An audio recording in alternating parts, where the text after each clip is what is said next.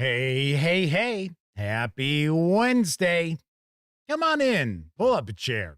Gaming Gang Dispatch is in the air.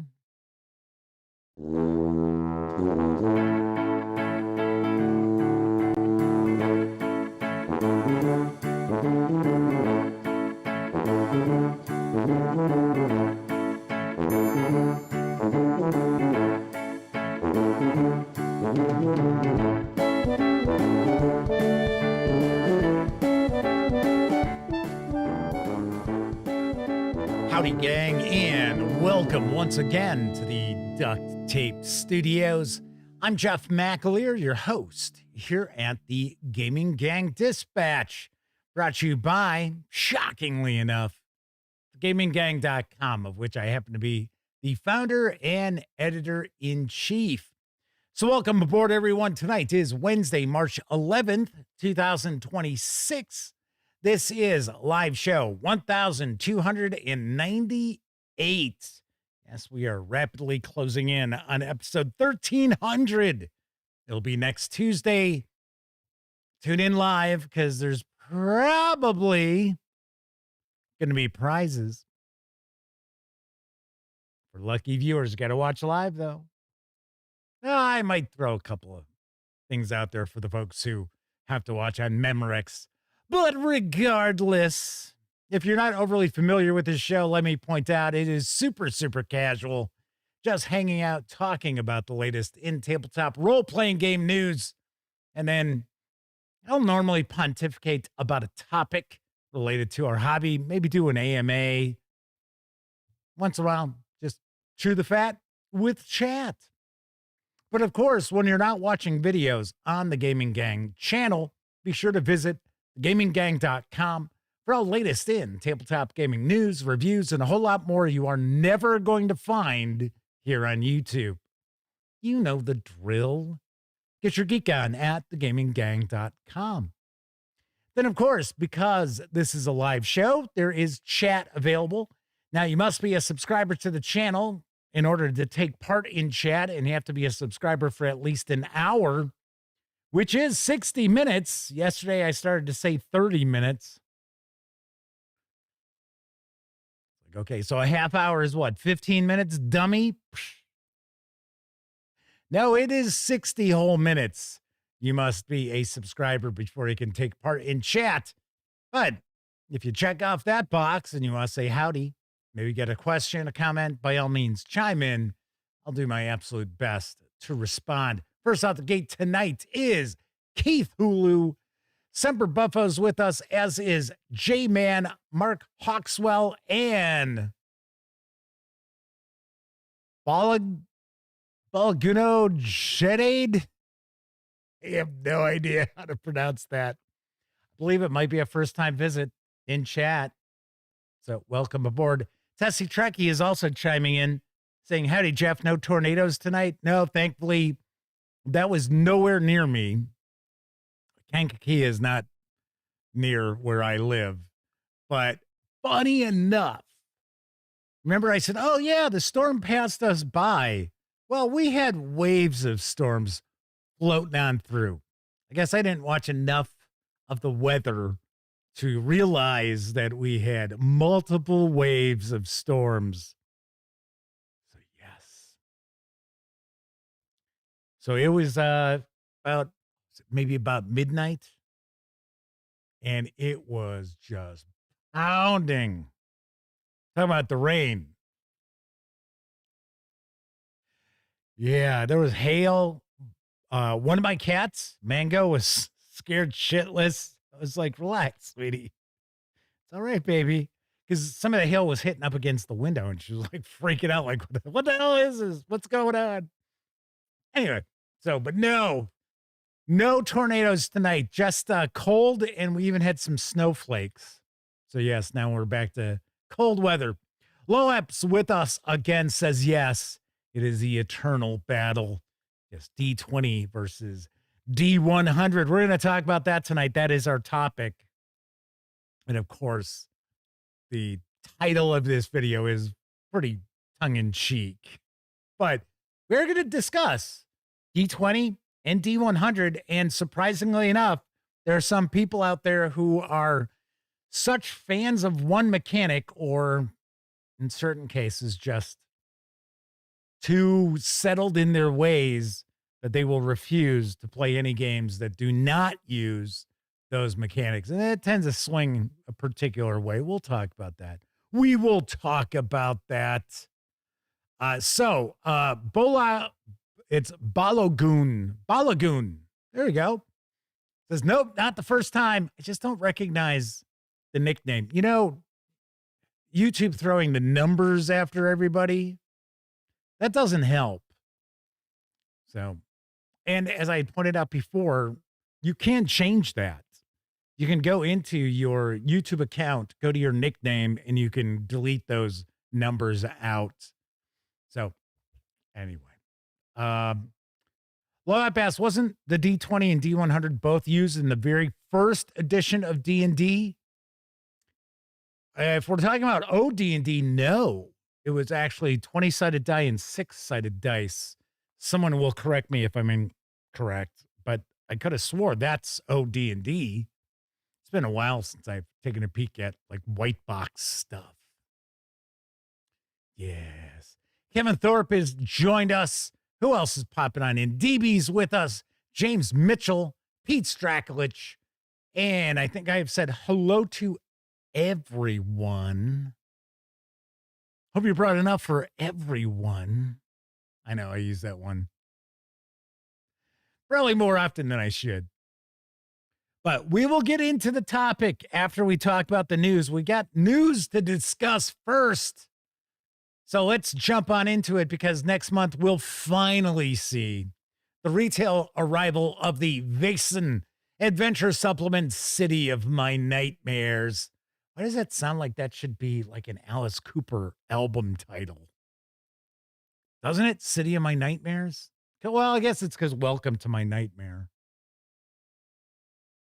Maybe that's why it's striking me as being very Alice Cooper-ish. I met him a couple of times. He was very nice. When I lived out in Arizona. He has a bar, well, more like a club, right down the street from the ballpark. Anyway, City of My Nightmares is from Free League Publishing, and I've got the skinny. Did you think you were safe from the Vaesen and the crowds and lights of the city? Think again. Unspeakable horrors lurk in the dark alleys, crawl underneath the cobblestone streets, or soar through the twilight skies above. City of My Nightmares is a full-length campaign in 4 parts, in which the characters are invited to the capital to investigate a series of grisly murders, only to become embroiled in a much deeper mystery involving the very origins of the society itself and threatening to throw the city into utter chaos. City of My Nightmares is set in 19th century Stockholm, but can be adapted to London, Prague, or any Gothic metropolis of the era. This beautifully illustrated book includes a separate large map of Stockholm and a huge newspaper handout. The 120-page hardcover with PDF is going to carry an MSRP of $39.99. It's going to start arriving in stores, or, well, it should have arrived in stores when it goes on sale April 7th. Of course, PDF will be available over at Drive-Thru RPG probably on that date or maybe a day or two before. It should carry an MSRP of $19.99 because when it was up there earlier at the end of the year for about a day or two, it was $19.99. So you may recall, I received this, it was like end of November.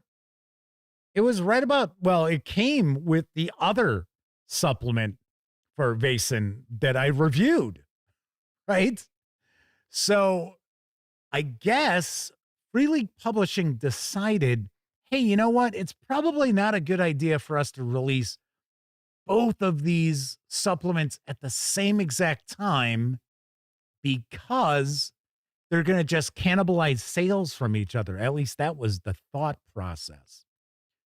So Free League Publishing has been sitting on this book for over 4 months, thereabouts.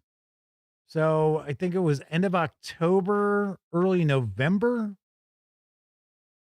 And funny enough, they sent out review copies to reviewers. That's how I have it. I don't have it down here. It's actually upstairs. I am going to be sharing a review of it prior to its release. That's why I've been holding off sharing a review, because it wasn't out and I wasn't exactly sure when it was going to be available. Now we know it's April 7th. And you may recall there are some episodes of the Dispatch where the book's actually sitting right over my shoulder here. It's kind of wild. Pete Stracklet says, Vason Artist is just amazing. I'm completely fascinated by all of their work. I'll tell you one thing. I'm disappointed that we don't see more of the artwork in these Vason releases. In fact, I don't know if there's even a new piece in City of My Nightmares. It's all artwork we have seen multiple times before in this role-playing game series. And the artwork is great, don't get me wrong, but it's sort of like, wow, this artwork again? Because it all is from the art book. I'm trying to remember who it is. I think it's Johan Egerkrans is the artist. And then these interiors where we see like the character portraits, that's a different artist. I think that's Johan Noir or Nor. I know it's trying to access the old memory banks here, but that's new. So the portraits, things like that, that's new. It's the Vason artwork itself of the creatures in that. Like here, we see it's not a mermaid, it's a particular monster, but we've seen that like 3 or 4 times in books. So Pete Stracklich asks, is it the same artist that does Dragonbane? Yes, some of the Dragonbane art is from both of these artists as well. In fact, I think Dragonbane's artwork is more Johan Nor than, or no, not Johan Nor. What did I just say his first name was? Because it's Johan Egerkrans is the main artist, or vice versa with this. But yeah, the artwork is great. It's just like the full page artwork is just the same artwork being recycled all the way back from the core rule book. So sadly, but I'll tell you what, the Vason releases are usually pretty good. Usually pretty good. All right, moving right along, the Temeraire series of novels is getting a role-playing game adaptation from Magpie Games. I've got the lowdown on the Kickstarter project, and I think I'm pronouncing this correctly. Magpie Games is excited to bring you Temeraire, the role-playing game, the officially licensed tabletop role-playing game set in the world of the Temeraire novel series by Naomi Novik. With over a decade of role-playing design and publishing expertise, Magpie Games is bringing the world of Temeraire to life in a tabletop role-playing game featuring their innovative Adana system, newly refined for draconic military adventures. Magpie Games has only been around for a decade. I thought they've been around a little longer than that. I guess I'm wrong. Join Magpie and set off in an immersive role-playing experience that gives your formation of fighting dragons and brave captains the chance to shape your own stories of duty at war with desire. Temeraire The RPG includes setting information for the alternate history of the Napoleonic era, dynamic systems for carrying out missions across Europe, numerous character types representing the variety of characters fans love from the British aerial corps, and even the rules for playing a dragon. Rise into aerial battle, fly to lands across the world, face treachery and deceit alongside honor and nobility. Find your love and fight for it. Save nations by the sweat of your brow and the strength of your scales. The Temeraire series takes place during an alternative history of the Napoleonic Wars. The series of conflicts led by European coalitions against the First French Empire under the leadership of Napoleon Bonaparte. Though rooted in real-world history, Temeraire diverges due to the presence of dragons. Often the events you might find in a history book occur similarly, but the existence of dragons reshapes other events completely. Dragons can be as big as a frigate or roughly the size of a person. These great creatures aren't mere animals. They are as varied as the humans around them. Some are intelligent poets and scholars, while others are belligerent warriors. Those who bond with humans become fiercely loyal to their chosen companions, and all dragons are formidable foes in war. There is a short Kickstarter video. It's just a little more than a minute. So let's give it a peek.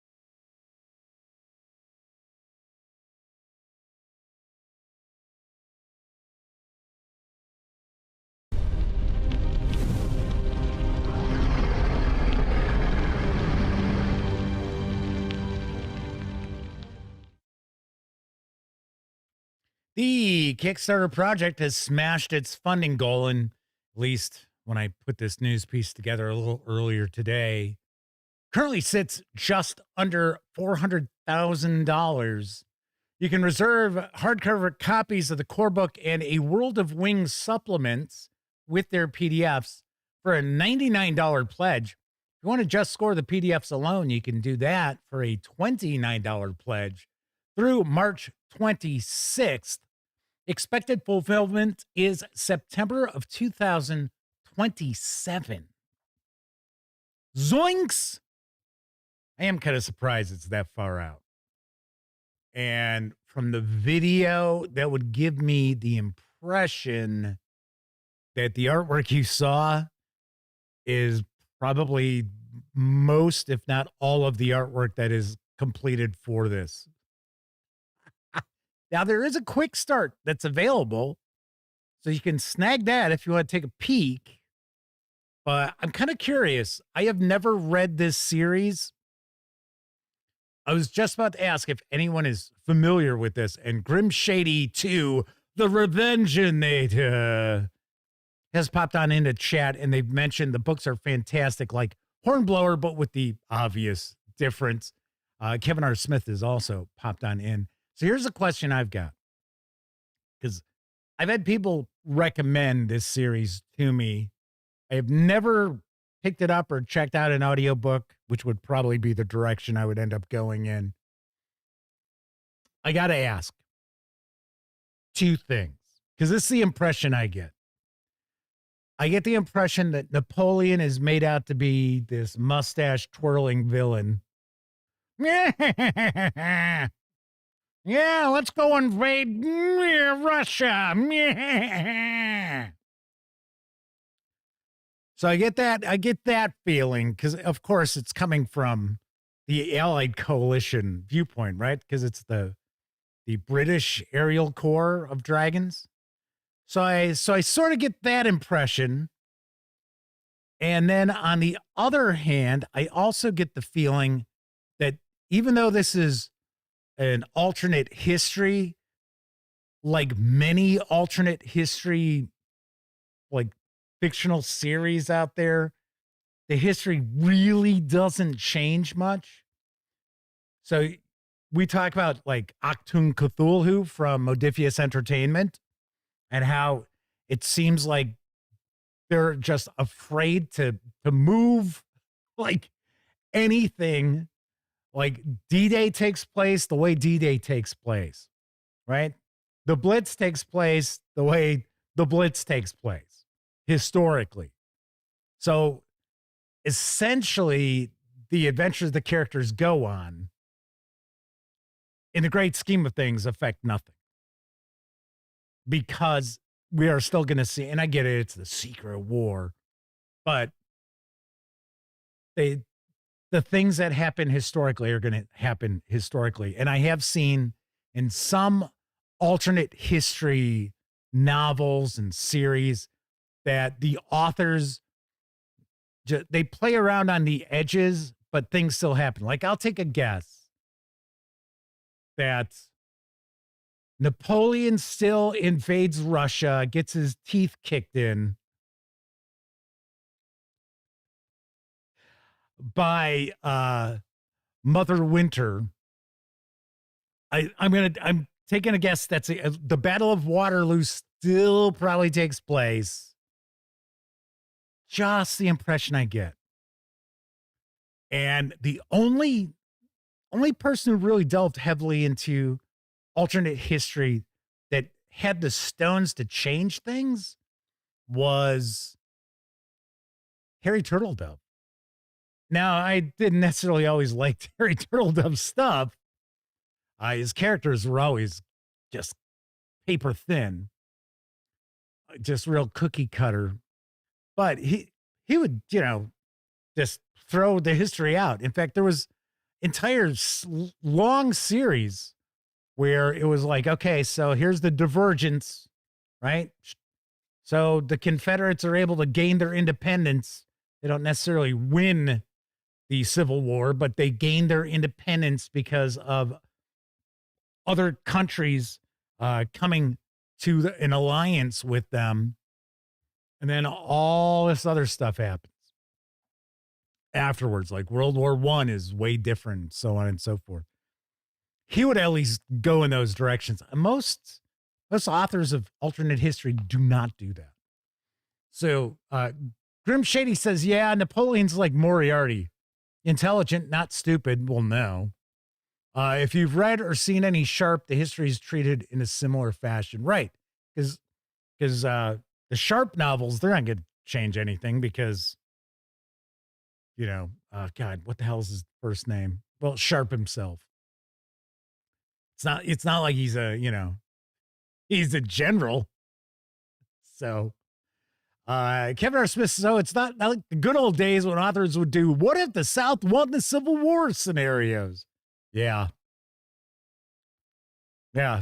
That's pretty ridiculous. It's like, no, Keith Lewis says Sean Bean. No, I'm not talking about the actor. I'm talking about the character's first name. Because you do realize it's a series of books from, what is it? Bernard Cromwell? Or Bernard Cromwell? I'm not sure how it's pronounced, either one.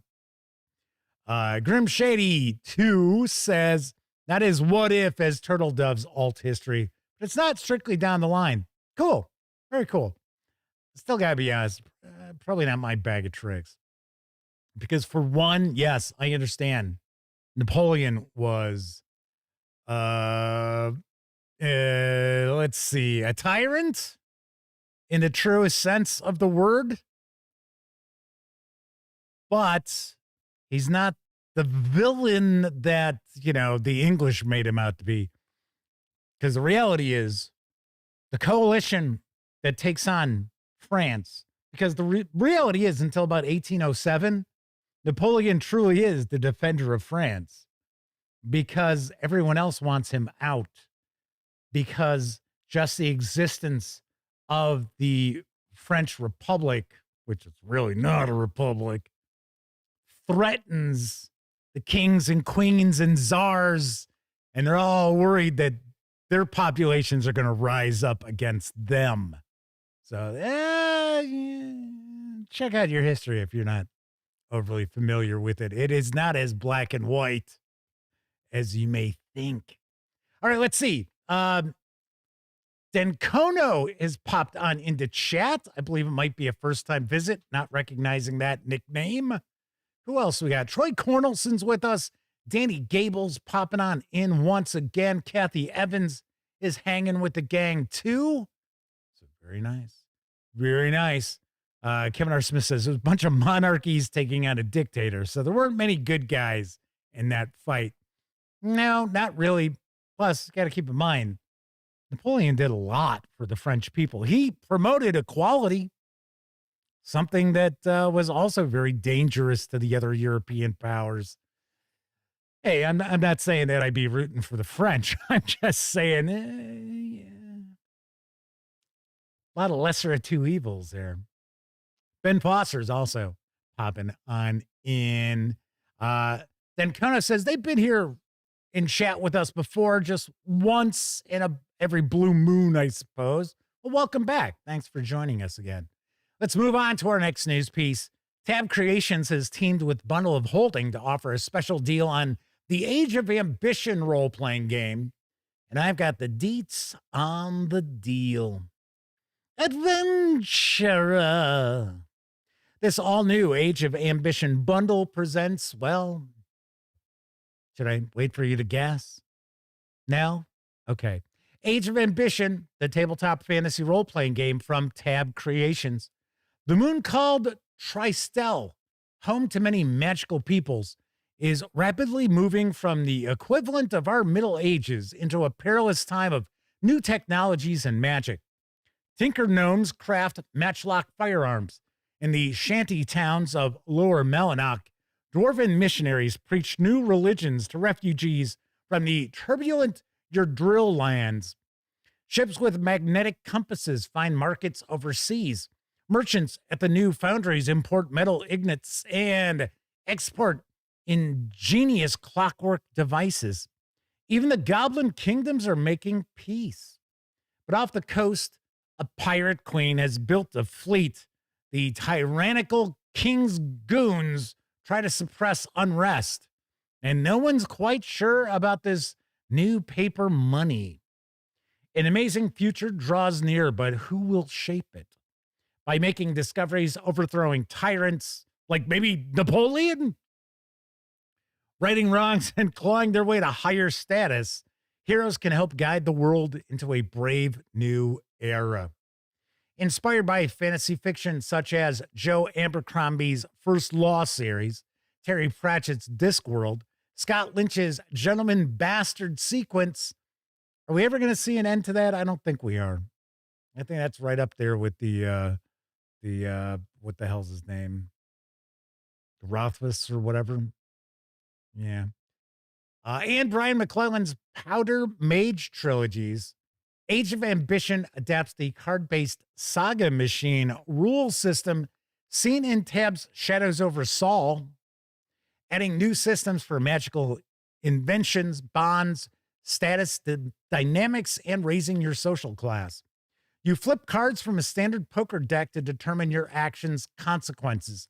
Fate-like conditions you can confer on other characters. But watch out for jokers. They bring critical failure. For just $9.95, you'll get all 10 titles in the core collection.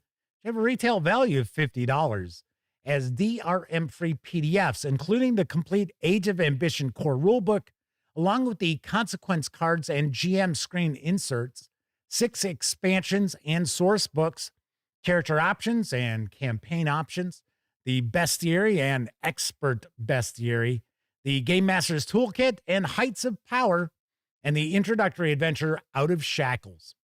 And if you pay more than the current threshold price of $20.20, at least that was as of, I want to say it was late last night, you'll level up, also get the entire campaign collection. So that might be like $20.30. So just don't freak out. You'll level up, also get the entire campaign collection with 10 more titles worth an additional $67, including the full-length campaigns What Lies Beneath and Strange Bedfellows, along with their poster map sets, plus 7 complete standalone scenarios.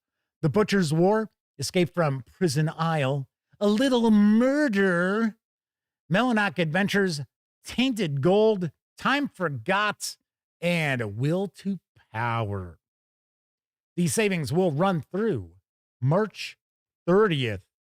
And as pointed out by Kevin R. Smith, says they weren't familiar with Age of Ambition till they saw this bundle today.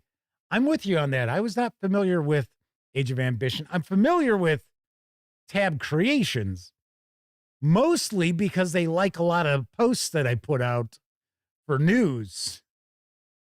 And of course, I've heard Shadows over Saul too, heard of it, I should say. This I was not familiar with, and I was very surprised. There are 20 PDFs that make up this bundle. You're paying pennies more than $1 per PDF. Seems like a pretty rocking deal. Even if you weren't going to utilize this as written, I guarantee there's plenty of stuff you can crib from it. You know, so I never say steal. I always say crib, because that's what game masters do. Then Kono asks if I enjoyed or find the previous editions meh of 7th Sea, because there is a new Kickstarter for a new edition of 7th Sea. I reviewed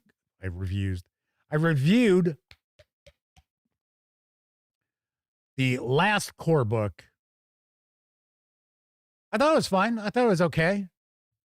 I did like it. So it's would it replace Pirate Borg in my heart? No. Just because Pirate Borg's so rules light, you can and jump into it so easily. But yeah, I thought 7th Sea from John Wick, at least the second edition, was pretty decent. I am planning on sharing a news piece for this new Kickstarter. Just wasn't planning on doing it tonight. All right. Moving right along, there's a new source book for Shadowrun, which landed from Catalyst Game Labs. I've got the latest on Mean Streets. Does it star Harvey Keitel? Even the streets have rules. Learn and follow them, and you might just survive long enough to make some new yen. Don't? Well, then you're just another piece of meat laying cold in the gutter. The neon-soaked, cracked asphalt streets of the 6th world can be brutal, harsh, uncaring, unforgiving, lethal, and even beautiful in their own way. And despite what the drones working all safe and sound in their cubicles think, and what the corps want them to believe, the streets have always been the heart of the 6th world. The streets are a special ecosystem where entire lives start and end, fortunes made and lost, and power earned or stripped violently away at the end of a blade, the flash of a spell, or the barrel of a gun. They contain gangs, criminal enterprises, conflicts between Shadowrunners, and even a few people trying to make things a little better. A good runner knows the streets, and this book is your guide. Because yes, Mean Streets is a runner resource book for Shadowrun 6th World. The 176-page hardcover with PDF carries an MSRP of $49.99. If you want to grab just the PDF alone, you can do so over at DriveThruRPG for $19.99.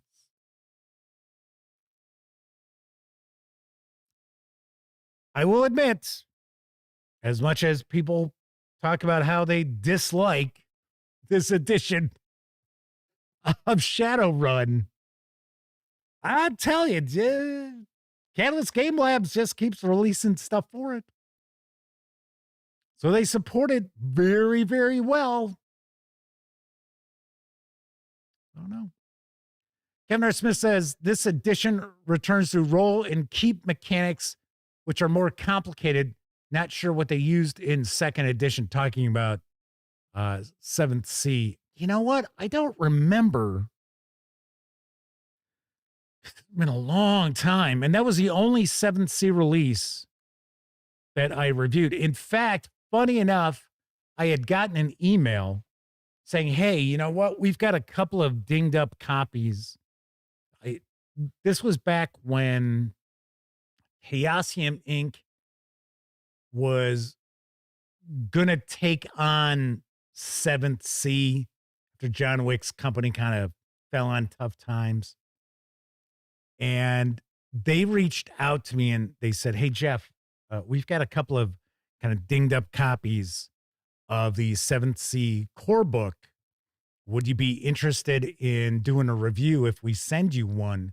Because it couldn't really just be like, oh, hey, here you go, you know, because it wasn't their product to give away.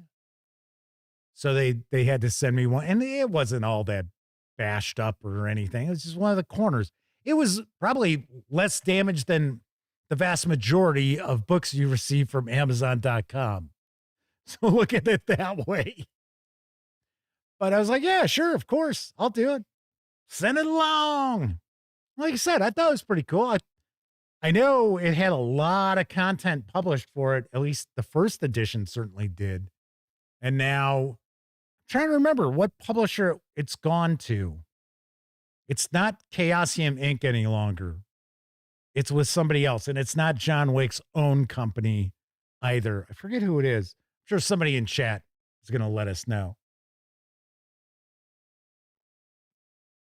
All right. So Boomerman Dan Webb and Cooperative Waffles are both with us. We got a nice chat rocking and rolling tonight.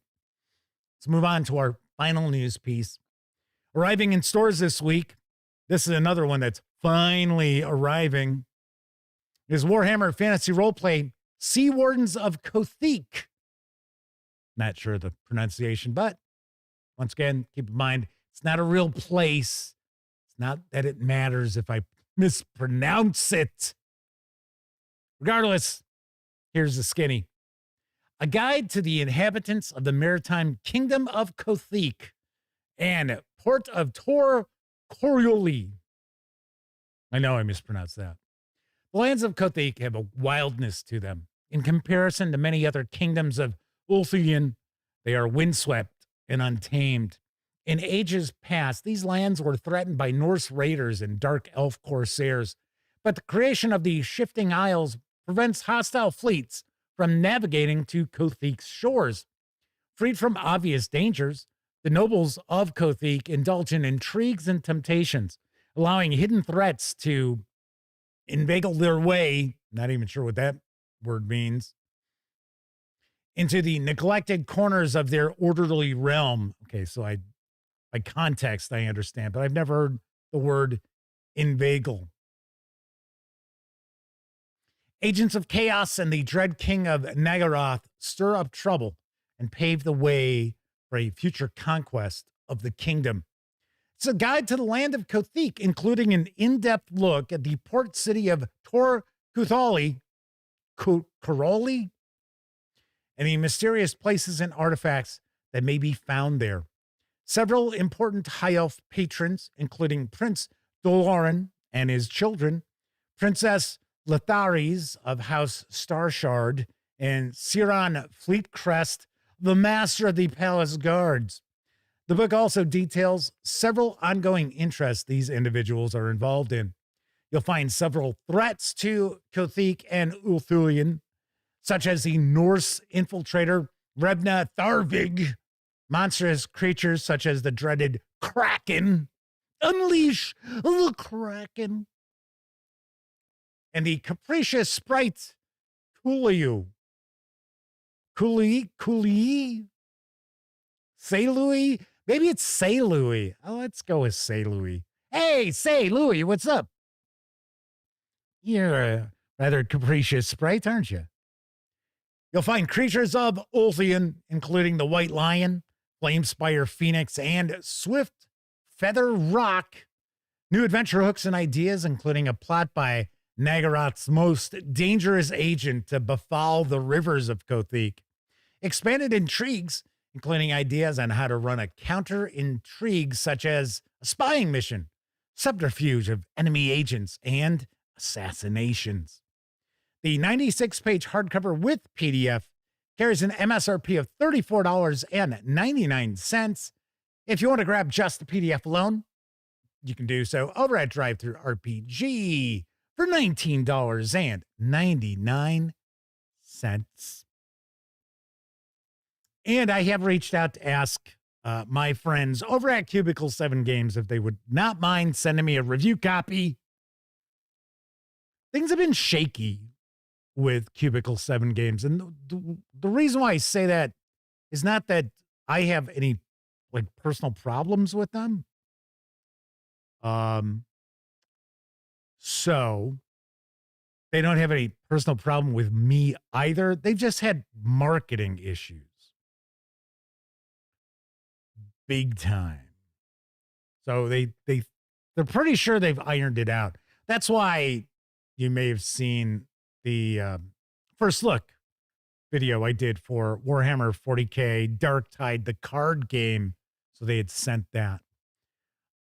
So yeah, so there you go. More Whiffrip hitting stores. In fact, it was supposed to be released today. So if you've been looking forward to this, it is out. I think this might be the last Whiffrip release we'll see until the Kickstarter for the new edition hits, which is supposedly late spring, early summer. And Matthew Constantine popped in for a bit. I'm not sure if he's still here.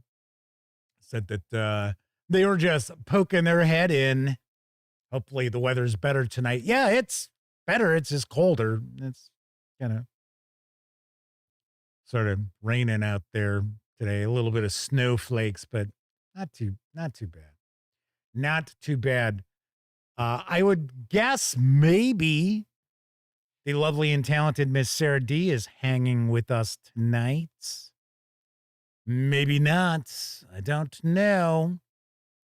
Because I have not seen her say hello, but she's also local and was getting hit by storms last night. So hopefully everything was A-okay in her neck of the woods. All right. So that is it for the news tonight. Of course, I mentioned DriveThruRPG a few times. Don't forget, the Gaming Gang, thus the Dispatch, is affiliated with the One Bookshelf sites. So if you're going to go visit DriveThruRPG, Storyteller's Vault, Dungeon Masters Guild, Wargame Vault, any of the numerous One Bookshelf sites, please stop by thegaminggang.com first. Click on one of our banners. That way, if you happen to make a purchase, I get 5% of that sale, and all those commissions really do add up. Help keep thegaminggang.com around. Yes, they most certainly do. And if you happen to dig this video, by all means, don't forget, give it a quick thumbs up. If you're enjoying the video and you're watching live in chat, be sure to give it a heart or thumbs up or whatever the hell you feel like hitting as far as the reactions to the video. Because that actually helps with engagement. Well, actually, it shows there's engagement.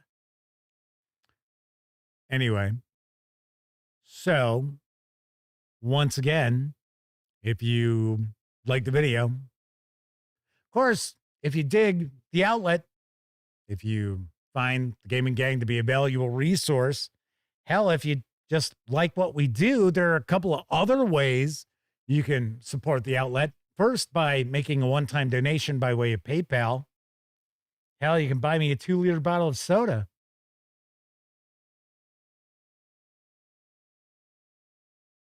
Oh, that was just lovely.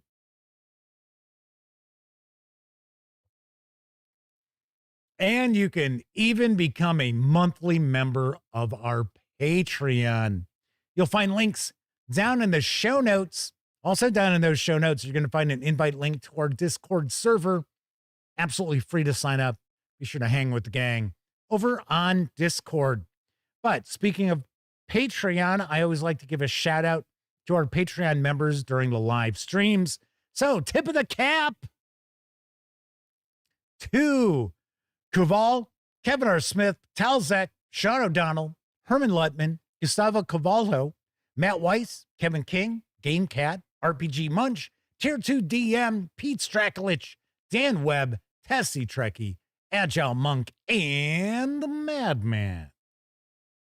It is vastly appreciated, most certainly. All right, a few more people I think popped into chat. We've got Bard the Bear Wolfson with us once again, says Studio Agate is the new 7th C.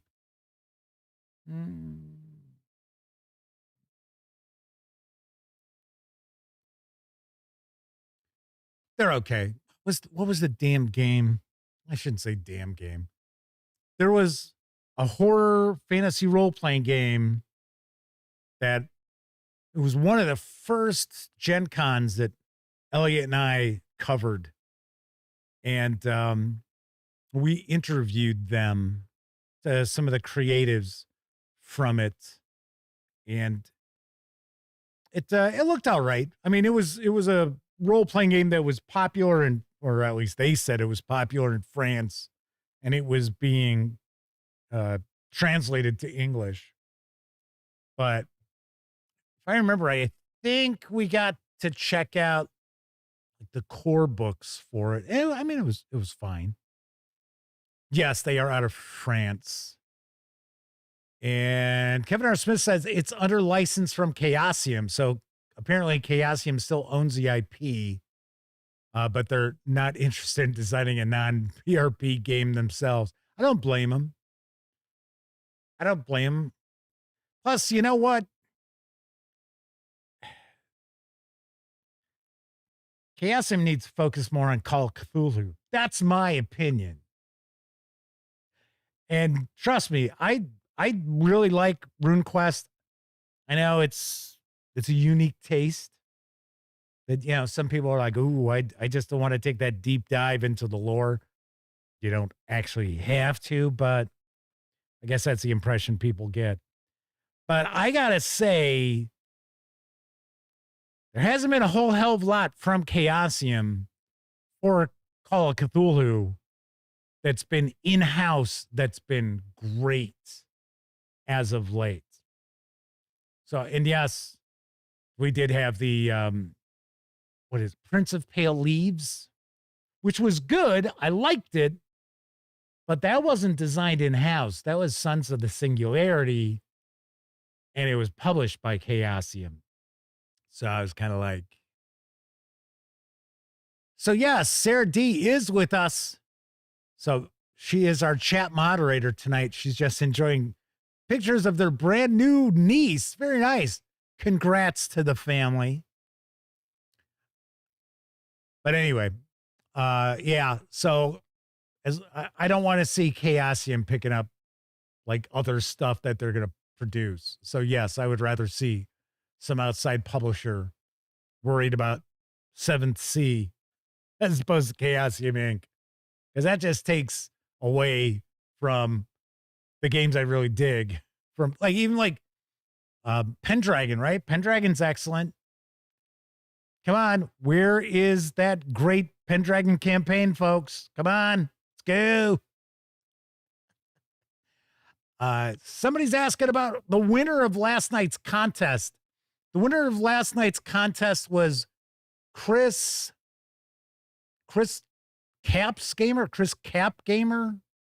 I have not received an email yet. Stay tuned. Matthew Blackwell's rubbing in gorgeous weather. Yes, thank you very much. Grim Shady says they feel they should spend more time on WIFRP 4th edition. They're stuck in love with 2nd edition. How well does the system do in America?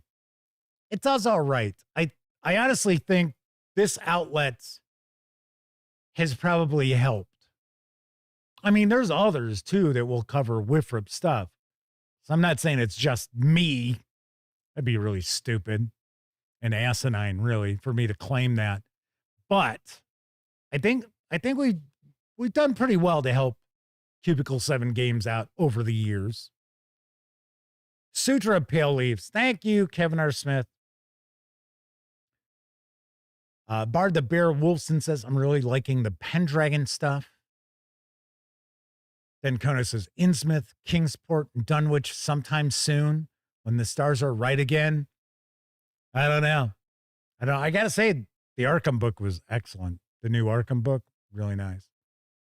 A Time to Harvest, it's all right. It's a decent campaign. I'm carrying some stuff out, replacing it with other things, but I'm actually trying to speed the process up because I know my group,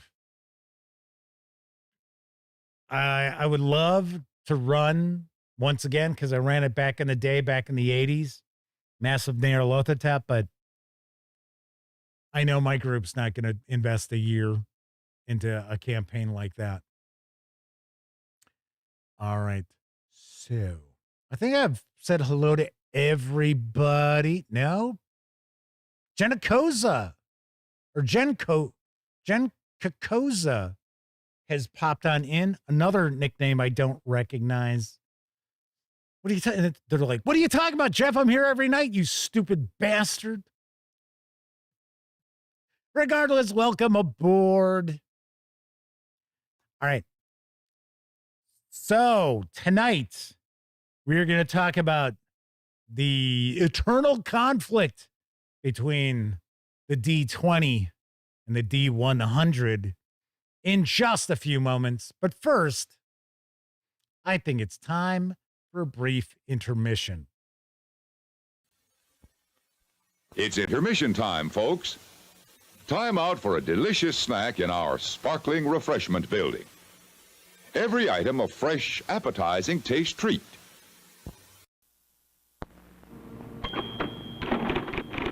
Here's a better way to put words on paper. A remarkable electric typewriter, the IBM Selectric. This is what makes it different. An ingenious printing element that works faster than the eye can see. Watch it in action.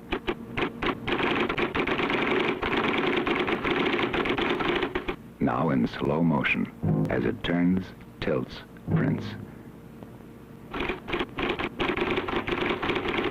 The IBM Selectric is versatile too. From many different snap-on, snap-off elements, you can select the best type style for the job and be ready to type again in seconds. The IBM Selectric, a typewriter so different, only the alphabet remains the same.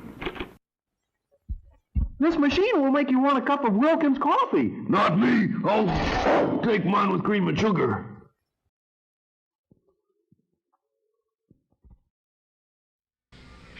Hey, Mr. McGann, this car, the Sky Teeth pump. Yes, what about it, Well, Fillmore? the driver is a chimpanzee. Well, of course he's a chimp.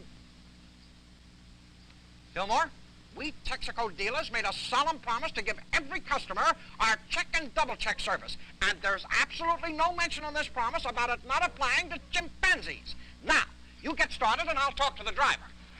Sorry about the delay, sir, but my assistant is checking your oil, water, battery, windshield, and double checking. That's my chimpanzee you're talking to. Oh, then you're the driver of this car. Well, of course, he's not old enough to drive. Oh, I guess it was the wrinkles that fooled me.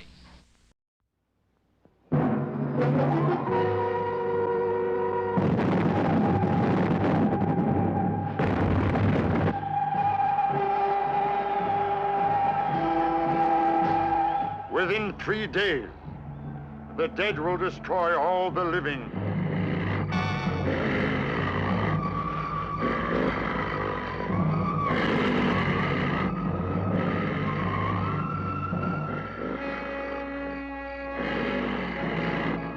I am from another planet, outside your galaxy. I'm sorry, I just don't understand. Unless Earth surrenders in 24 hours, we will begin a mass invasion. We are invisible. We are invisible, Adam Penner. You cannot see us.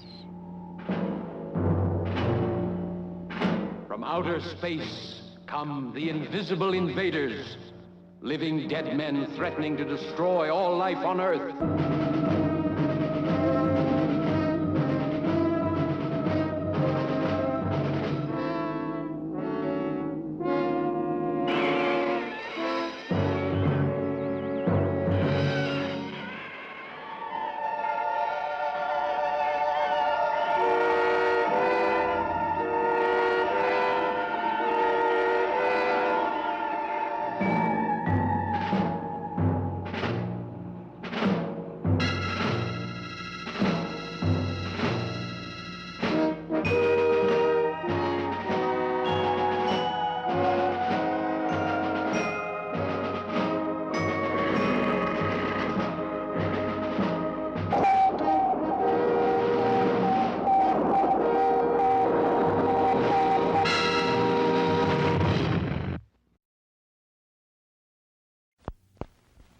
We hope you're enjoying your visit here this evening. Now, on with the show.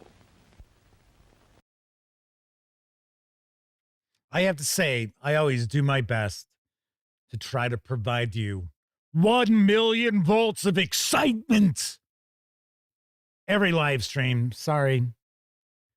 I normally don't achieve that. Nowhere near that kind of voltage, but still. Yeah, it is kind of it's a decent B movie. It's not horrible. It's far better than a lot of the fare that John Carradine ended up in. Yeah, quite a bit. So some discussion of typing on manual typewriters. That's what I first started typing on. I'll be honest, I never learned to type. I can do all right on a keyboard. I can do probably about, I was tested a few times, about 36 words per minute. And actually really good accuracy back in the day. But now I never actually took a typing class. And yes, typing on a manual typewriter was a workout. I will say. Laconic Lane is joining us. Welcome. So tonight we're going to talk about the eternal conflicts. That's right. Law versus chaos. Oil versus water. Good versus evil. McDonald's versus Burger King. These are age-old, seemingly endless conflicts. We can add to those the D20 versus the D100. Or maybe not. Kevin Hurst said 36, good for hunting and pecking. I'm a little better than hunting and pecking, but yeah, not like where it's like, oh, never look at the keyboard. No, no. Nope. Anywho. So I've always found it kind of interesting, and I hear more about this from people all the time. I don't know about you folks out there, but as far as the dice mechanic of a role-playing game, I don't really care. It could be D20. It could be D20 roll high. It could be roll under or roll equal to or under. It could be a dice pool of 6-sided dice, 10-sided dice. It could be percentile dice. Doesn't really matter. To myself, personally. as long as it's a cool game. So for one, if you follow the Gaming Gang, you already know I say on occasion that mechanics I don't really care that much about. Yes, of course, I want the mechanics to actually work correctly. I don't want them to be all wonky or fiddly. But it's like, all right. So it's as an example, like ascending armor class, descending armor class. I prefer either of those to like THAC0. But that's just because I don't want to have to be looking at tables all the time, right? But I have heard from people how they have, usually it's game masters who they want to introduce a new game to their table, and it uses a mechanic that the table's not familiar with, and they get a lot of pushback on it. Or just a refusal overall. I'm kind of like, really? And it tends to be, hate to throw this one out there because I'm not picking on it, but it does tend to be Dungeons and Dragons players. So it's like, doesn't use a D20? What? Sacrilege. But funny enough, I've always thought, and I'm sure many of you out there in chat and watching on Memorex, you want to share your thoughts in the comment section, it is appreciated. But I have always thought, and I'm sure many of you have always thought, well, you know what? A D100, or as I always refer to it, percentile dice, is a far more intuitive mechanic than a 20-sided die. And yes, there are games out there that utilize a 20-sided die and it's roll under. So the reality is it could be considered a percentile sort of role-playing game, just in 5% increments. Peaceful Porcupine is joining us. Said they do Traveler right now, 2d6. Right, exactly, 2d6 mechanics. Been around forever. Forever.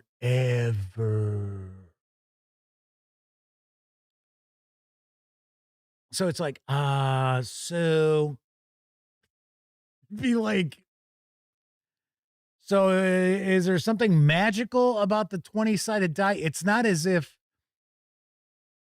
players have got to go invest in different dice. It's not like we're sitting there saying, okay, well, we're going to force you to buy Zaki dice. No, nothing like that at all. But I've always thought, like I said, percentile dice far more intuitive than a 20-sided die. Because as a player, you're like, okay, so I've got a 50 in this skill. So I just need to roll 50 or less. And the lower I roll, probably the better. Okay, I get it. I think that's easier to comprehend than, okay, so I'm going to roll this 20-sided die. I'm going to add +3 for this, and then I get to add +3 for this. But it's -1 for that, -2 for this. So it's going to be +2 to a 20-sided die. If I roll a 20, it's really good. If I roll a 1, it's really bad. But then you don't know what number you're rolling for. Because the reality, in most role-playing games that use a DC, a difficulty challenge or challenge number, whatever you want to consider it, the game master is not supposed to reveal the number needed. Now, does that happen all the time? And is that the case with every D20 game? No. But also pointing out that you're sitting there like, okay, so I'm not sure what I need to get. I'm going to add this number to this 20-sided die. Okay. So the player really doesn't have an idea what they need to roll in order to be successful. So they're just hoping, oh, okay, so I hope I roll high. Like I said, I'm not saying I've got a beef with it. I have no issue with that mechanically. All I'm trying to say is it's not as intuitive as it would be with a percentile system. That's why so many people catch on to the core mechanics of basic role playing way faster than they do with learning, say, a D20 game, or just say 5.5 D&D. And it's because understanding, well, I've got this percent chance of succeeding that could be modified in various ways, is more intuitive for people than rolling a 20-sided die. All right, let's see what we got cooking in chats. D100 conflict over night all, says DB. Well, you know, it also helps that I happen to be a big fan of games that utilize a percentile system. So there is that. Pete Stracklet says, I love the versatility of the D20, but nothing feels better than percentile. Kevin R. Smith says, of course, the topic is probably D20 roll over versus D100 roll over. It's roll under in D100. I'm sure Kevin R. Smith knows that. He just mistyped that. Yeah, there you go. Okay, so yeah, right. There we go. So I'm like, I see where he caught it. He's like, oh, wait, what the hell? Damn you fingers. James Mitchell says dice pools, then D100, then D20. So I have to ask James which games using dice pools. I'm just curious because there are quite a few out there. I'm going to take a guess. It's probably going to land in Free League Publishing's court. Just a guess. J-Man says best D100 mechanics they ever used is the 1980s James Bond RPG. That gets love around here. It's one of the games that I have mentioned before, and I do understand, and if I remember correctly, this is according to Kevin R. Smith. So if it's not true, we know who to blame. I believe it's true that there is a retro clone of the James Bond role-playing game. And yes, I will agree with you, J-Man. An excellent system. Excellent adventures, too. They do feel a little creaky, of course, because of them being from the 1980s. But yeah, that was a very good role-playing game system. And if you think about it, it was from Victory Games, which was, for the most part, a war game company, a la Avalon Hill. In fact, if I remember correctly, I think there were some folks who had worked for Avalon Hill who defected and created Victory Games. Victory Games had a lot of cool stuff, a lot of good stuff. I bought a lot of Victory Games. So let's see. Peaceful Porcupine says they remember games with Palladium where skills are D100 roll under. The other kids at the table kept trying to cheat by putting the higher number first. But that would make them fail, wouldn't it?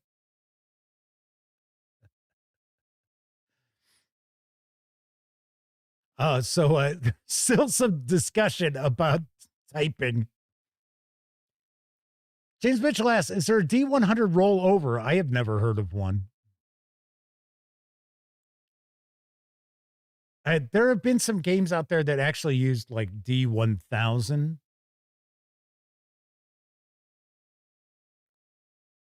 Tessie Treggy says, I like the rolls for most of my games to be played player facing. Hence, the D20 roll under system is great for OSR for them.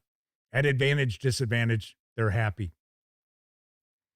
Yep, I can I can get that. Pete's Record says you can rarely roll 100 with percentiles, which makes it a bit more special. Yeah, it's not too easy to roll a 1 either. So, yes. Ben Foster says, I play a ton of board games. It'd be weird to anchor myself to one resolution system in RPGs. But there are people who do. And really, the topic tonight is it's silly. It's silly to lock yourself into just a single system, right? Because if you're willing to play a game that's got a different setting and completely different genre than what you're now playing, if you're interested, you're like, yeah, that sounds cool. Yeah. Oh, yeah. Then just because it doesn't use the same mechanic you've been used to should not enter into the equation at all. Because if you're interested enough to try something new, then, you probably already got the dice. So you might as well do that. The 2d6, and it's classic too. I mean, how can you get away from that? James Mitchell says Shadowrun. Okay, cool. Tessie Trekkie says, I like the rolls for most of their games to be player facing, hence the roll under. Yep. I'll tell you what, talking about the rolling under, you may not have noticed this. I received a review copy of the core rulebook for Adventures Dark and Deep from Joseph Block. In fact, I've got the bestiary. It's over 500 pages. And guess what? So's the core book. So it's going to be a little bit before you see the review of that, just so you know. But I did figure I'd put that over there because this month is Old School Renaissance Month. So that's why you got kind of like OSR or classic games, period, like the AD&D and Tunnels and Trolls over my shoulder there. But yes, that uses a roll under mechanic, at least for like attribute checks. I haven't gotten far enough into it to get into the combat. See, that's something else that kind of throws me a little bit on some role-playing games. And it's usually OSR where they'll use because I like the roll under. Those of you who hang out quite often may recall when I was doing episodes where it was like once a week, where the topic was creating a role-playing game. And it was going to be using the D20 roll under attribute, which is one of the reasons I thought was pretty wild when I saw it in Adventures Dark and Deep. I was like, oh, hell. Because, I mean, it's been used in other games, but I was kind of like, oh, wow, really? Because I've heard good things about this, especially if you're interested in what Advanced Dungeons and Dragons could have maybe been if Gary Gygax had remained at TSR and hadn't been ingloriously shown the door. But what throws me off is when you have it's roll under the characteristic, the attribute, but then when you go to combat, it's roll the D20, but now you're looking to roll high. To me, I think there's some disconnect when that happens. From a gamer's perspective, where it's kind of like, oh, and it kind of falls into the, like, with Dungeons and Dragons, old D&D, where it's like, okay, so the thief uses percentile dice for their skills, but if you're trying to force a door open with your strength, you're using a 6-sided die. And it's like, and then for other stuff, we roll a 20-sided die. It's like, blah, blah, blah, blah.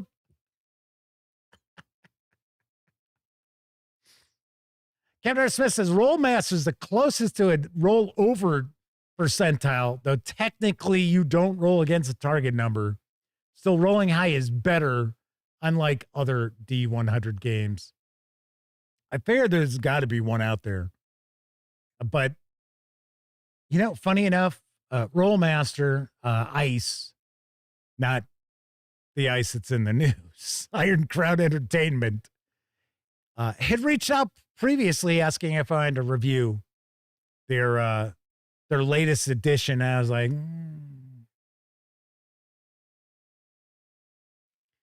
because they were only offering PDFs, and I don't do reviews on PDFs.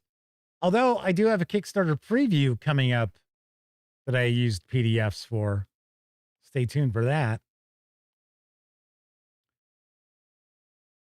But as far as Sammy, I was like, nah.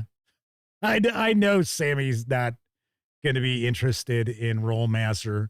And if I assign her that review, probably not going to come back as being very high. Because I personally like to try to, steer something to a person where they're going to like it, right? So like Sammy, I know Sammy likes Pathfinder. I know she likes, Starfighter, stuff like that. So, yeah, so DB said, that's a chunker. That's a big ass book. Tell you one thing though, I get the impression that if you're playing a retro clone, not necessarily Adventures Dark and Deep, this might be a cool bestiary for you to use. I'm pretty sure, just having dabbled in the core book, pretty sure the conversion would not be too difficult. Coco B has been hanging with us. I don't think I said hello to Coco B tonight. Welcome. As Iron Crown still around? I didn't know that. Yes, they are. But I think, might be wrong, I think they're using AI artwork. Tell you what, I know they were using some really digital art when they were asking me if I'd be interested in doing a review. I think they just shared another edition. I think they revamped it again. I got nothing against Iron Crown Entertainment. In fact, go back in the day, I thought Middle-earth Role-Playing was pretty good because, I don't want to say they dummied down the arms law, claw law, spell law, but they did trim it quite a bit to fit that into Middle-earth Role-Playing. They did a pretty good job with that. I will say their adventures were more like setting supplements. They really weren't plotted adventures. So in fact, they weren't even really sandbox adventures, but I got to say, they did do a good amount of research. They were pretty good. All right, let's see. Straight Kismet is with us, as many of my players rolled a 2d10 and they're like, I rolled 0. Nope, you rolled 100. DB says the only games I ever adapted from D20 to D100 were Daredevils and Aftermath. Isn't Daredevils also FGU? I think it was. Which are built like D100 games, but then you divide by 5. That gets you the BCS. That's crazy. Just leave it as a percentage. It's true.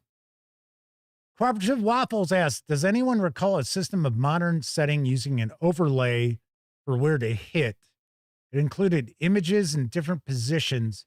You could aim at the wrist and end up with a headshot. Damn, you know what? I remember something that was like that too. There's also I want to say there's an Old West game. Is it Aces and Eights that uses that as far as like your hit location? There's like an image of a gunfighter. And they're like, and you're like, toss your dice in there. Yeah, you know what? I know exactly. Well, I don't know exactly what Cooperative Waffles is talking about because I don't recall the title of it. But yes, I remember that. It was almost along the lines of Ace of Aces, but it wasn't a book of like different, like different angles or anything. But if I remember correctly, I thought there were like a few templates that you would use. That's going way back, if I remember correctly. Kevin R. Smith says, looks like today's Iron Crown is not the original. No, they're not. I knew that. The original one, bankrupt, the company bought their IP, including the name. Somebody else bought the IP, changed their name. DB says, if you liked MERP, you should check out Against the Dark Master. I'll tell you what.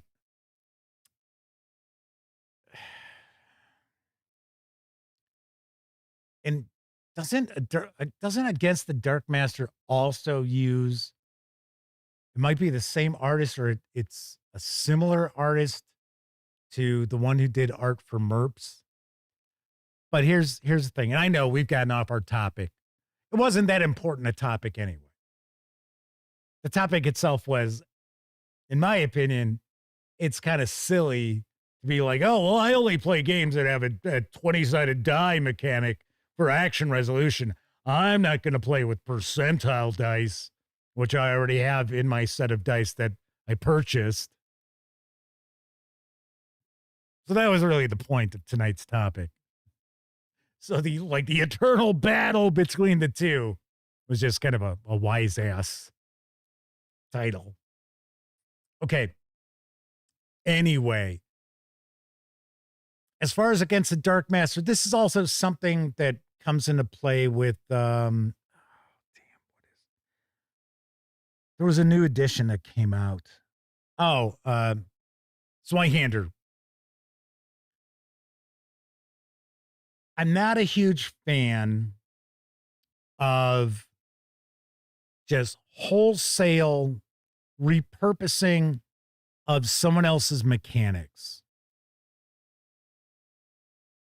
So as an example, and I'm sure plenty of people out there are going to disagree with me on this, and that's fine. I mean, it's just an opinion. This is just how I feel about these things. And it's also kind of part of why I will not share coverage of things that have AI generation, either in the artwork or in the actual text creation. Because to me, that's theft. I know other people out there, nah, I mean, it's the way of the future. Well, okay. Just not the way I want my future to look. So I understand you cannot copyright mechanics to a game. I completely get it. But it's different using mechanics of a company that's like, yeah, hey, by all means, feel free to utilize these mechanics in other games and provide like an SRD.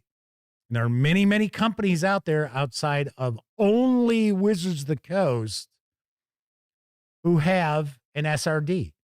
There are some companies that are like, hey, you know what? Just use our stuff. Just credit the game system, and that's it. You don't have to give us any money or anything. But I'm not a huge fan of people taking a game that the company is no longer in business and essentially taking the game and just what I like to refer to as filing off the serial numbers and then presenting it as if it's your game. So to me, Against the Dark Master has that vibe. I haven't taken a look at the game. I don't know. I've just seen some releases for it, like on Drive-Thru RPG, and I've seen the covers and stuff like that. So yes, Kevin R. Smith points out, WotC has an SRD. It's just a portion of the rules.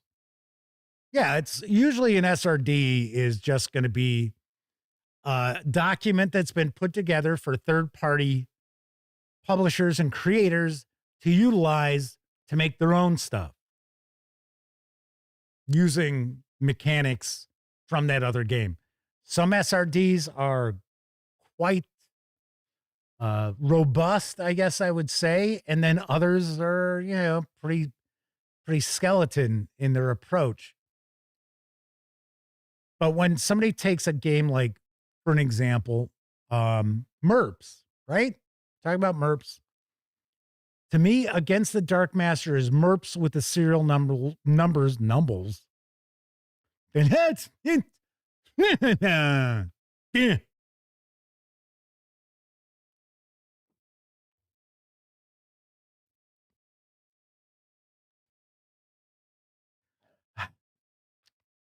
Try not to mumble. Hey, you know, I forgot I had the dice in my mouth.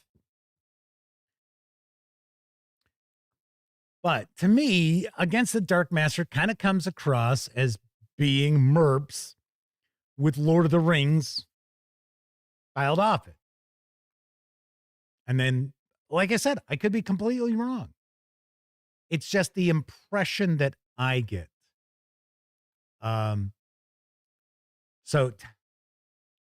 So Zweihander also has come across that way to me as well.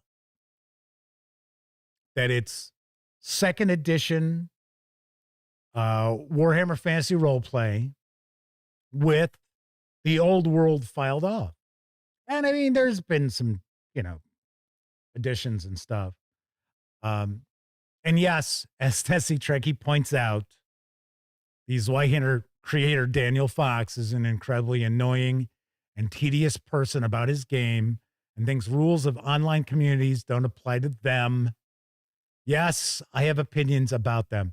I will tell you, you can go back, you can take a look. I did review the Zweihander starter set that came out from Andrews McMeel Publishing. And I actually thought it was pretty good. I really did. I thought it was jam-packed with stuff, for one. But weirdly enough, I'm kind of curious. And I know the creator gets around, so they're going to probably find out about me saying this. And I'm not necessarily trying to be disrespectful. I just find it kind of weird that Andrews McMeel Publishing were like, yeah, we're getting into role-playing games. We're going to produce role-playing games. Yeah. Yeah. And then they came out with the starter set for Zweihander, and almost immediately on top of that, they were like, yeah, we're not going to do role-playing games. It's like, okay. I'm like, that's kind of weird. Like, I don't know. I just thought it was because they were like so pumped. Yeah, we're getting into RPGs.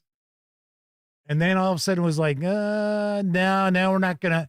But, you know, weirdly enough, they have come out with some other RPGs. So maybe they changed their mind about that. J-Man says, Chop Shop RPG. Straight Kismet says, Traveler, Clement Sector, they're like Pepsi and Diet Pepsi. I would say it's more like, it's more along the lines of Diet Pepsi and Pepsi Zero Sugar. I would say that's how close they are. See, and I'm not sure about like, isn't it Gozer Games? Isn't that the ones to do Clement Sector?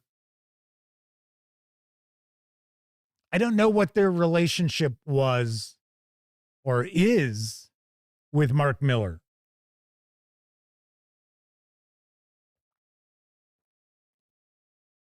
So, I mean, if Mark Miller was like totally cool with it, yeah, okay. So if the original creators are cool with other creators just piggybacking on their work, well, then it's fine, right? But to have a company come along or have a creator come along and imply that there, as J-Man pointed out, Chop Shop RPG is some fresh new innovation, when all it really is ripping off another game that maybe the creators passed away. And they haven't purchased an IP or anything. Once again, it's me. It's my old school way of thinking about things. It's my old school way, and I am certainly not like somebody who's converted to like Anne Rind, right? I fucking hate her. But I also do believe that someone's hard work that they invested in something should not be the basis of someone else to come along and steal from that to make a buck. And once again, like I don't know the situations with the vast number of these games that come across to me as having these serial number. Why do I keep saying numbers? Serial numbers filed off, even though they may not be. They just come across that way. All right. Hey, Agile Monks joined us. Very nice. We're getting ready to wrap up, by the way. As far as tomorrow's topic, I don't know. I haven't decided yet. We'll think of something. Worst comes to worst. Well, no, I was thinking of doing an AMA for episode 1300. I don't want to do, clickbaity stuff. You already know that. And I was talking to Elliot today, and I said clickbaity. I said not to be confused with Warren Beatty. Anywho, Danny Wan has joined us. Says they got the Zweihander starter set with Secrets of Swansea from James Intricasso for €15. Best starter box they ever had. Like I said, I reviewed it. I gave it a positive review. So let's see. Stray Kismet says CS lists even the things that inspired them and to go get it. Clement Sector. Okay. Yeah, I believe it. Cooperative Waffle says PDF versus physical versus VTT. Not a bad idea for a topic. I don't know.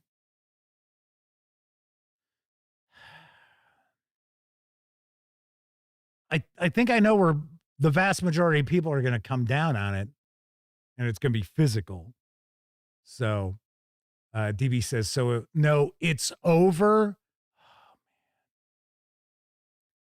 man. I'm wrapping up the show. Let's not get into, don't get me started. God damn, man. You know what I would like to be over? I'll tell you what I'd like to be over. I would like the shitty ass outlets out there who, for whatever reason, have like 80 to 100,000 subscribers, and all they do is release a weekly video. And once again, you know how I talk about that circle, but they release a video and it gets like 150,000 views. And it's all shit like Hasbro cancels Dungeons and Dragons. Dungeons and Dragons is over. That's why I'm joking with DB saying, so no, it's over. WotC admits their mistakes. The RPG that's going to knock off Dungeons and Dragons. It's all like, get ready. You got little kids, hanging out, I'm warning you. It's like, get the fuck out of here. And I'm sure there'll be folks out there who'll be like, well, Jeff, you're just jealous. They got 100,000 subs and they get 80,000 views on their videos. And it's not that. What bothers me is they serve no fucking purpose in this hobby outside of their own, not necessarily glorification, but their own satisfaction and their own egos, right? There are so many of these outlets out there. They don't give a fuck about this hobby. They don't care. I've mentioned this before. There are people out there who, if they could figure out a way to make even more money talking about something else, they would. And a great many of these folks are just, yes, the anti-woke jerk-offs and shit like that. That's why I wish we would see the end of. Somebody just was like, trying to remember, I saw a thumbnail, and this is the other thing that pisses me off. It's like, I constantly say, I'm not interested, don't recommend this channel, and I'll be damned if I have that pop up on YouTube in my recommended videos. And it's like, I can't beg you to even share my videos with the people who have fucking subscribed to this channel. Yet you're going to push this garbage at me after I've told you, do not recommend this to me. So it was a thumbnail of Rodney Smith. And the title was something along the lines of gaming YouTuber busted in scam or something like that. Something where it was like implying that it was Rodney from what is it? Watch It Played. I know I'm terrible at the names of the other outlets out there because I don't really watch that stuff. And it pissed me off because it wasn't Rodney. And I've met Rodney once. So I can't be like, oh, wow, he's a fantastic person. He seemed very nice. Everybody I know in the industry who knows him, they all say the same thing. Very nice guy. That whole deal with the scam of, oh, here's all these views, all these subscribers, but they're all bullshit. They're all fake. They've all been paid for. That, oh, look, it's 100,000 views and everybody's tuned out after 10 seconds, except for 1,000 views, right?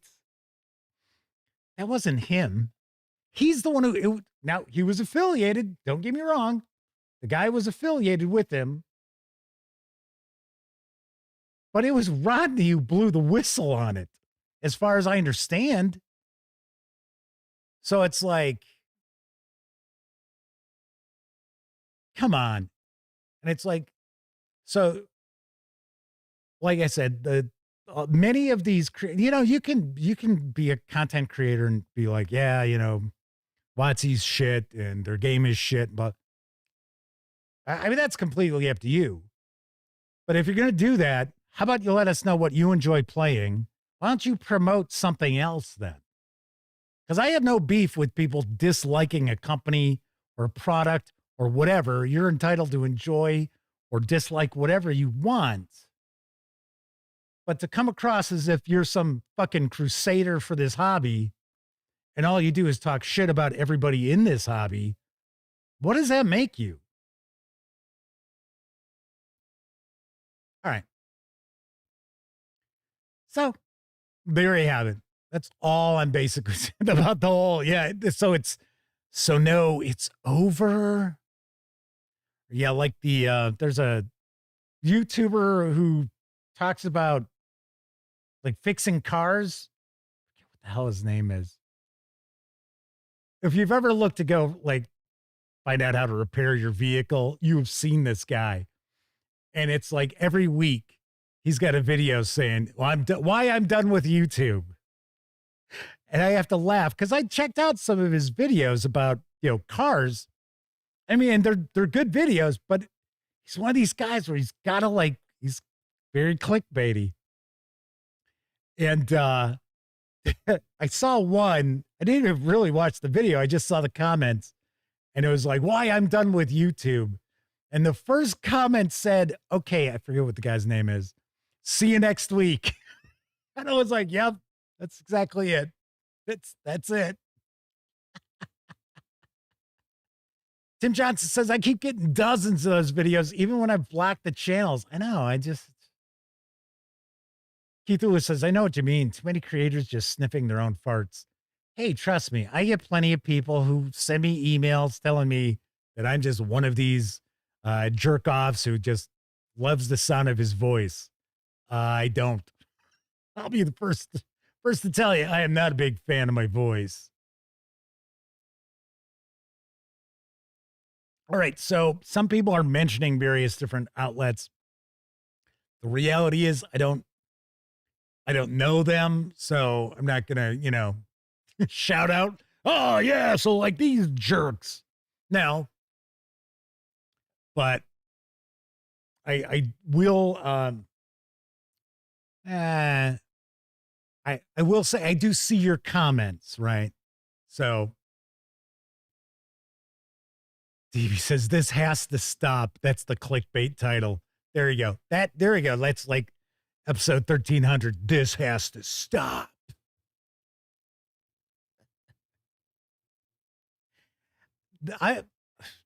People can do whatever the hell they want. Like I said, I say it all the time. Whatever, right? I don't have to like it. And I don't have to sit there and keep my mouth shut about it. But, yeah. I'm like I said, the whole point where it's like, if you want to shit on a game company, any company, whatever, you want to bitch about creators and stuff like that. And you're like, you come across, you tell people you're a gamer. I can't consider you to be a fan of this hobby if all you publicly do is shit on it.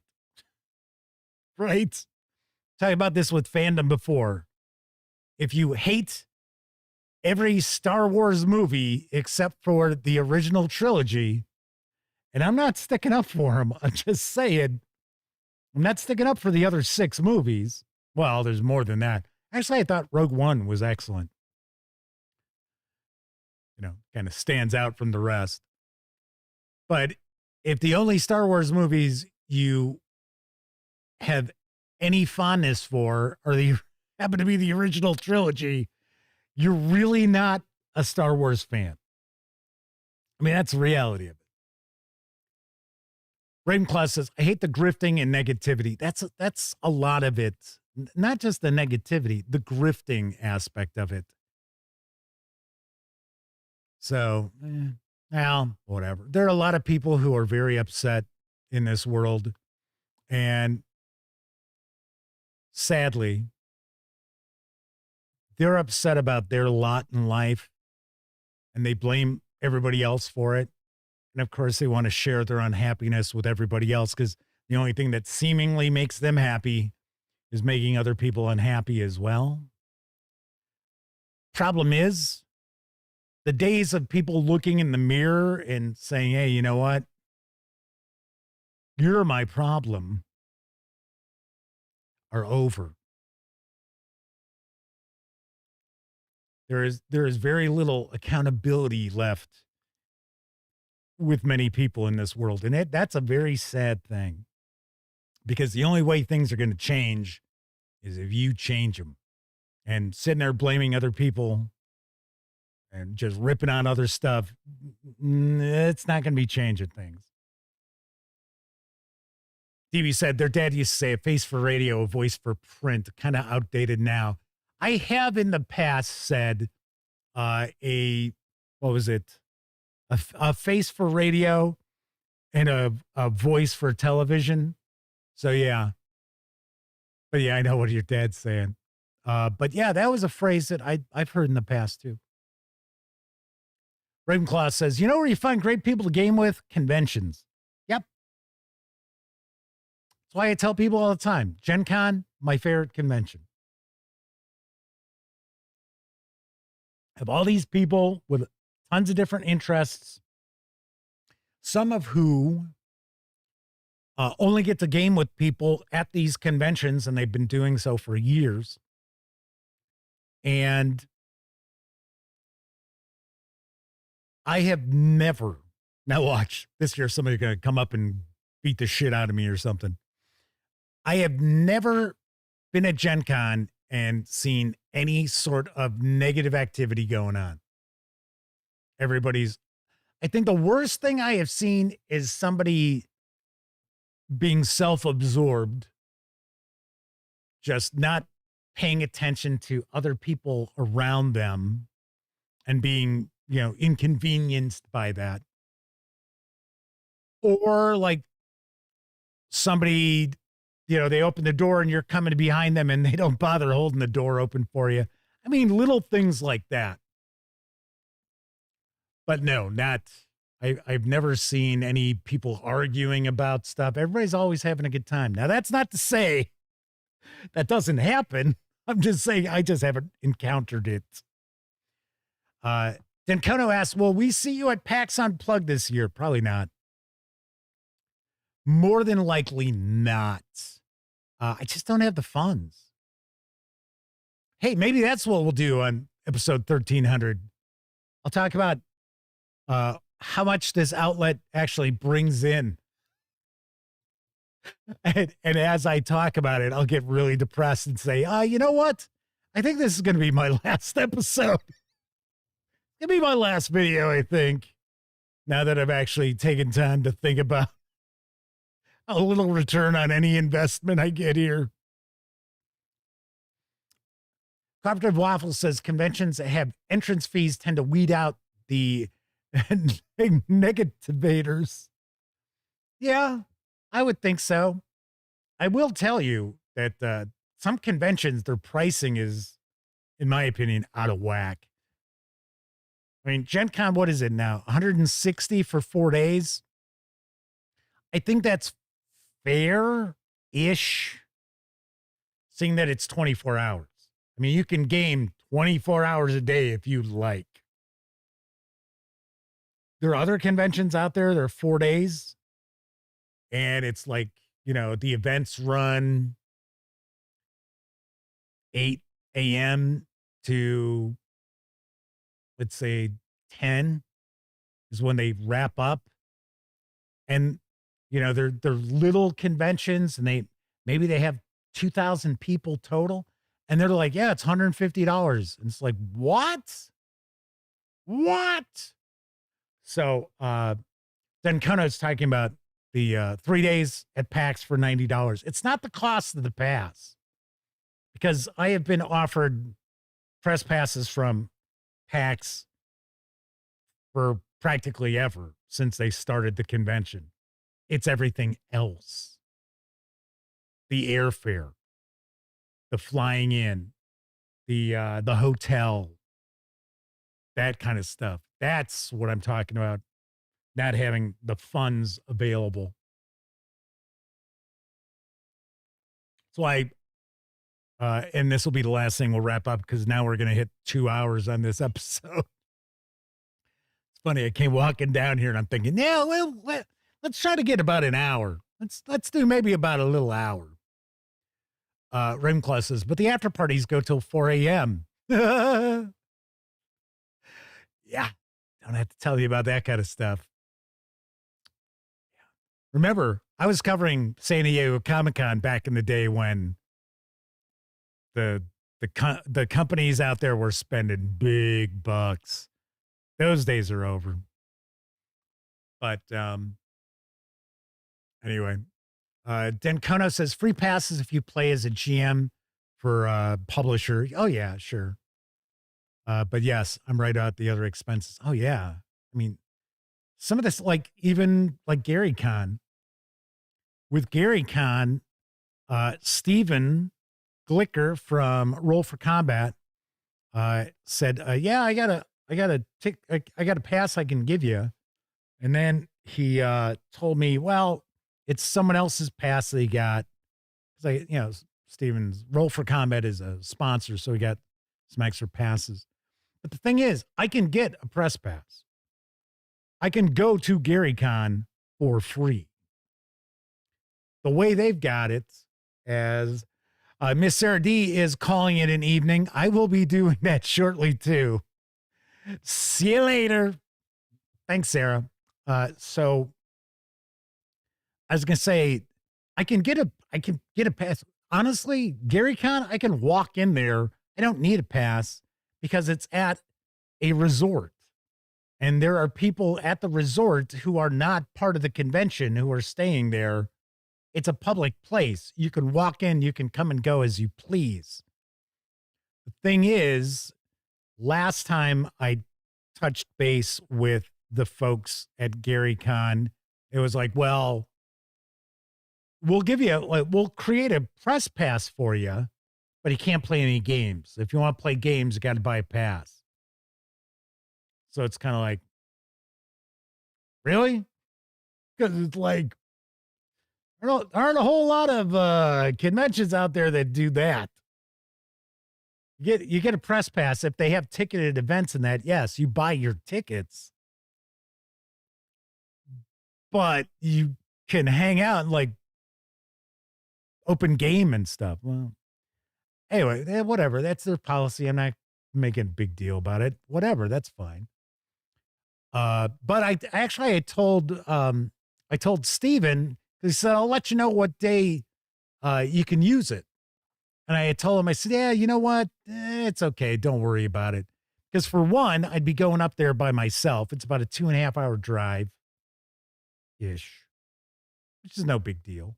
I've driven to Indy by myself. I've driven 1,800 miles by myself many times. That doesn't bother me. But I would go up there. GaryCon's the kind of convention everybody's gaming.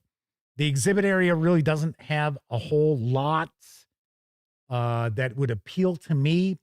There are a few publishers there, one being Goodman Games, and of course, Joe Goodman's notoriously not keen on doing interviews. So it'd be like, well, I would just kind of go up there and stand around. Now, if it was Elliot and I'd be like, yeah, what the hell, man? Go up there for the day, screw around, grab something to eat, But yeah, going up there by myself. So I told Steven, I said, don't worry about it. But PAX Unplugged is like that a little bit too. But the reality is, I'd be all right going to PAX Unplugged by myself because I've covered other stuff before. Chris Lundgren's with us in chat. Says, isn't GaryCon a lot of OSR events? Yes. It's one of two things. It's, for the most part, OSR or 5e. So, anyway. So, yeah. So my conventions are normally Gen Con, San Diego Comic-Con, although we didn't go last year, and we had to re-up our press credentials, and I think, well, I'm 99% sure that they're just going to be like, no, because we really don't do much like TV and movie stuff anymore. We do the comic news every Sunday, but then that's like, Cooperative Waffle says yes, and Castles and Crusades. Yep. I mean, like, as an example, I'm sure I could turn to my friends over at Troll Lord Games, and they would give me a pass to GaryCon where I could play games and stuff because they did it before. But it would still be like I'm by myself. And at this point in time, there's like, forget trying to get into any of the events, the games that are going on, because they're either going to be full or they're not going to be something you want to play. That was kind of our experience before with GaryCon. I like GaryCon. I thought it was cool. We had a good time. It is very monetized. I will leave it at that. All right. So that is it for this time out. This is, I think, the longest episode since we changed the format. Wasn't expecting that tonight, but that's okay. Cool. I don't mind, hang out, shooting the shit with chat. I appreciate that. Anyway, once again, I'm not sure what our topic will be tomorrow. I'll come up with something. I'm sure about that. Oh, you know what? Maybe we'll talk about classic Call of Cthulhu adventures. Maybe I'll take a minute and I'll think about my top 5 classic Call of Cthulhu adventures. And by classic, I mean prior to the turn of the century. Yeah, I think that sounds good. Bard the Bear Wolfson says they hope to go to Origins one day. I used to go to Origins all the time. We used to have a lot of fun there. Once again, with the conventions, it's just financial. It's a financial thing. Anybody who thinks like I, make money doing this? No. No. So, but that's a vast majority of people covering this hobby. Keep that in mind. At least positively covering this hobby. But yes, I think we'll do that. We'll do top 5 classic Call of Cthulhu adventures, as well as the tabletop role-playing game news of the day. All right, everybody, if you're watching live, thank you very much. If you watched live and took part in chat, tip of the cap to you. Because not only are you keeping me company, you're also keeping each other company as I'm sharing the news or going off about a topic. So that is vastly appreciated. But of course, I know a lot of folks out there, you don't have an opportunity to watch live. Doesn't matter if you're watching live or on Memorex. Thank you for taking time out to watch any of the videos here on the Gaming Gang channel. Yay. If you like the video, by all means, please give it a quick thumbs up. Subscribe to the Gaming Gang channel if you haven't already. And if you do subscribe, don't forget, ring that bell. And if you ring the bell, be sure to select all notifications, because you'll not only find out when the Dispatch streams live Tuesday, Wednesday, and Thursday evenings right here on YouTube. You'll also be informed when I share other videos, such as my recent review of the Pirate Borg starter set from Limithron and Free League Publishing. Yay. It's good stuff, too. I know, spoiler of the review, but by all means, take a peek. Everybody enjoy the rest of your morning, afternoon, evening, whatever time of day it is in your neck of the woods. Once again, I'm Jeff McAleer, and until I see you next time, hopefully it's tomorrow, but if I don't, regardless, I always hope all of you get to enjoy plenty of great gaming with your gang.